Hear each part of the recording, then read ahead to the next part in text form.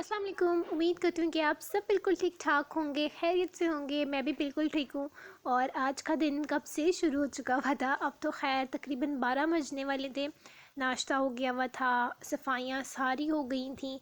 और हमने जो मुर्गा और मुर्गी एक रखे हुए थे, दो रखे हुए थे, मतलब एक मुर्गा था और एक मुर्गी, जो मेरे पिछले व्लॉग्स में आपने देखे भी होंगे, वो भी जा चुके हुए हैं। तो छत भी अब साफ़ रहती है। लेकिन हाँ, जो उनका शोर शराबा होता था ना, जो बार बार नीचे देख के बोलना, वो अब नहीं होता। और वो मैं भी मिस करती हूँ, बच्चे भी बहुत मिस करते हैं। ज़ाहिर है, एक पेट आप जब रखते हो ना घर में कुछ भी, तो आपको उसकी आदत पड़ जाती है और वो बहुत टाइम लगता है उसको ना वो भूलने में। खैर, अब मैं आ गई नीचे किचन में। सिर्फ मेरे बर्तन धोने वाले थे और बनाना था मैंने खाना।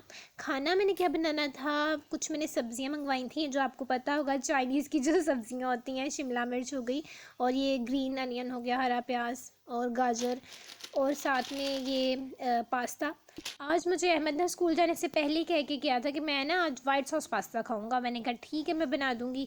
असल में ना इन चीज़ों से मुझे इस वजह से वो होता है कि मैं ये ना ही बनाऊँ, कम बनाती हूँ, क्योंकि ना इसके पापा नहीं खाते। तो मैं ये ऐसी चीज़ें तब बनाती हूँ जब कुछ पड़ा हो ना, तो मैं कहती हूँ ये साथ में अगर फ्रिज में पड़ा हुआ तो ठीक है, मैं फिर बना लेती हूँ कि उनके लिए कुछ पड़ा हो ना। क्योंकि इन चीज़ों की कटिंग कुटिंग में इतना टाइम लग जाता है ना कि बस बंदा कहता है कि मैं किधर जाऊँ ना।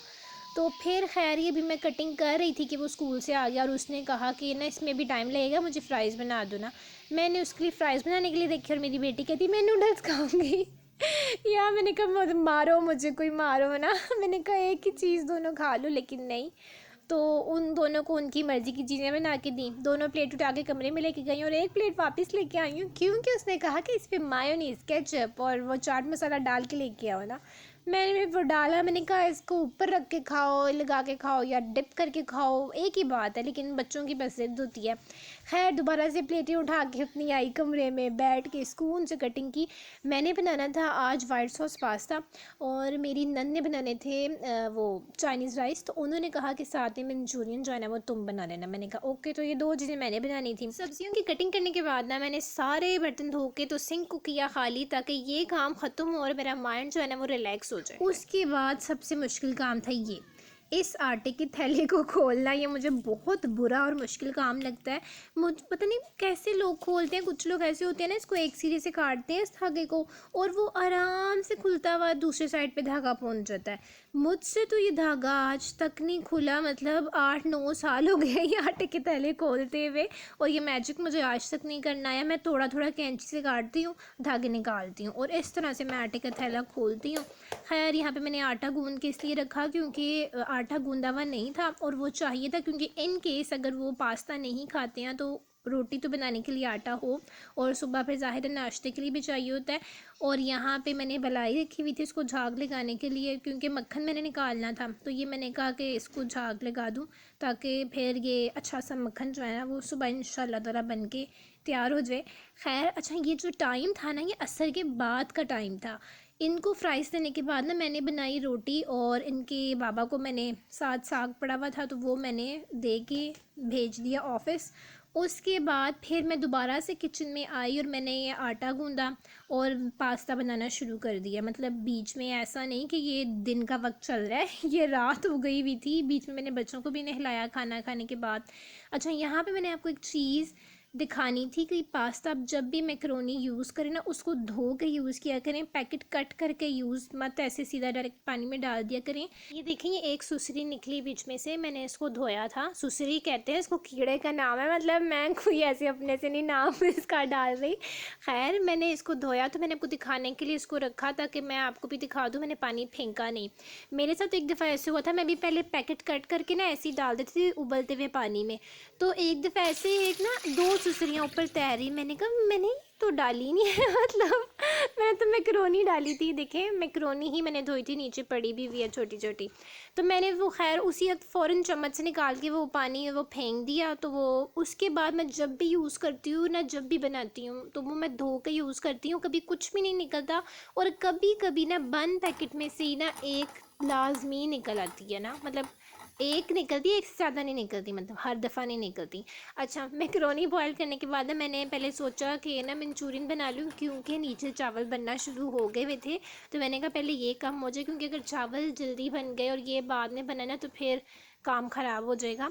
तो मैंने सोचा पहले इसको बनाया जाए। तो यहाँ पे मैंने अदरक लहसुन को थोड़ा सा सौते करके उसमें फिर मैंने सोया सॉस, सिरका, केचप और ब्लैक पेपर, नमक, चीनी ये डाल के थोड़ा सा मैंने पकाया और फिर मैंने उसमें डाल दिया पानी और थोड़ा सा क्या मतलब जितना कॉर्नफ्लोर उसमें डलता है तो कॉर्नफ्लोर जाएगा और ये थिक हो जाएगा। फिर इसमें अच्छा चिकन फ्राई करके डालते हैं। मेरे पास इस वक्त बोनलेस चिकन नहीं था तो फिर मैंने इसमें बॉयल चिकन डाला है, वरना इसमें जो ऑथेंटिक रेसिपी होती है इसमें फ्राई चिकन डलता है, क्रिस्पी वो जो होता है।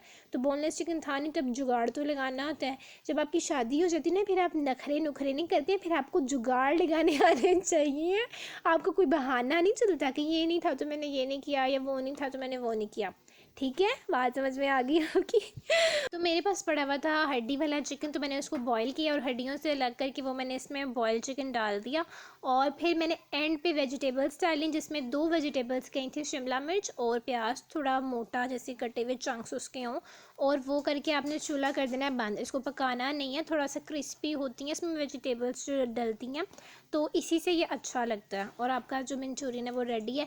अच्छा, अब आप ये बताएं, गैस आप लोगों के घर आ रही है या नहीं?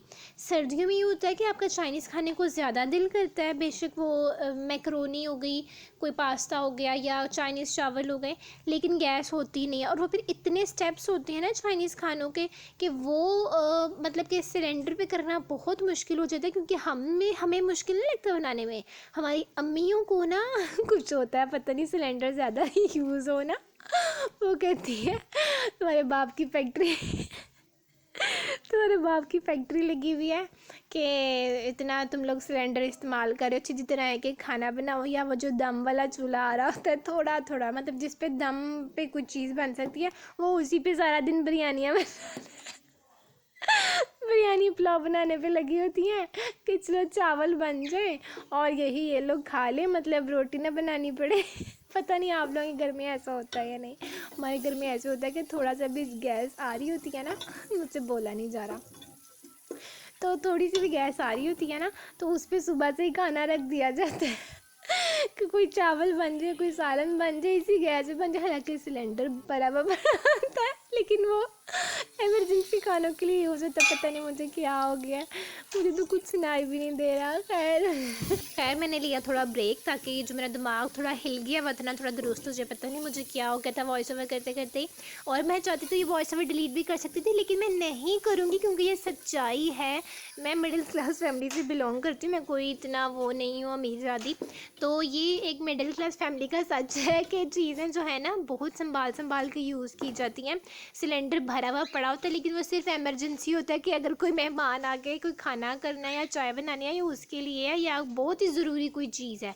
अगर आपको ने दोपहर का खाना बनाना है ना, तो आप सुबह से उसकी तैयारी शुरू करेंगे और वही थोड़ी सी आग पे आप उसी आग पे उसको बनाने के लिए रखेंगे। तो ऐसा मतलब होता है, ये सच्चाई है, कोई माने या ना माने, लेकिन मैं मानती हूँ।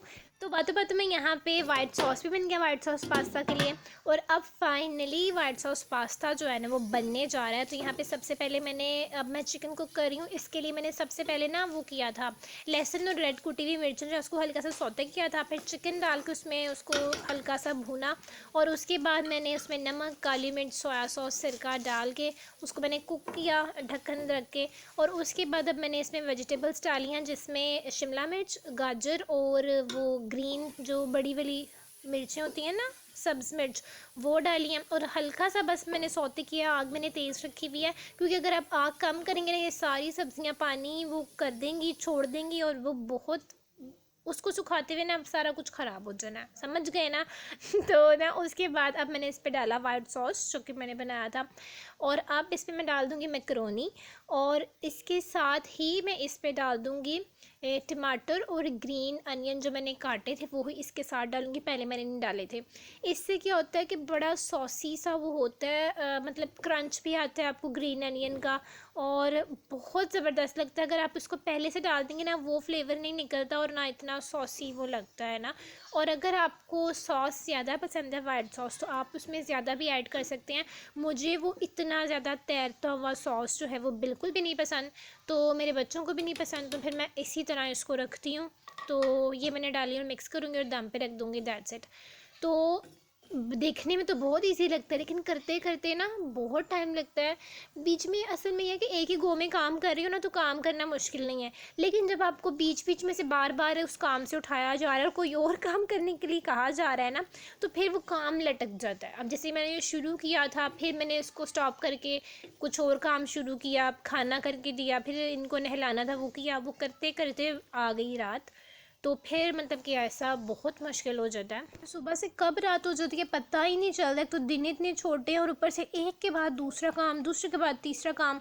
मतलब कोई काम ऐसा नहीं है ना कि मैं कहूँ कि जो मैं एक दफ़ा कर दूँ मैं दोबारा ना करती हूँ। बार बार बर्तन धो, बार बार सफाई एक दफ़ा हो जाती है, उसके बाद हज़ार दफ़ा बच्चे गंद डालती हैं। यार मेरा दिल करता है टमाटे इनके मुंह पे बंदा लगाए, लेकिन मैं कुछ नहीं कर सकती। खैर, और बच्चे भी आजकल के ऐसे हैं, उनको कोई एहसास नहीं है कि होते होंगे किसी के बच्चे एहसास वाले। मेरे बच्चे तो, मेरा बेटा जो है वो गंद नहीं डालता, लेकिन मेरी बेटी जो है वो इतना गंद डालती है, कटिंग कर करके बहुत बड़ी आर्टिस्ट बनी होती है। जगह जगह पे पेन बिखरे हैं, मार्कर्स हैं, कलर्स हैं, क्रेयॉन्स हैं, कटिंग पेपर की हुई हैं।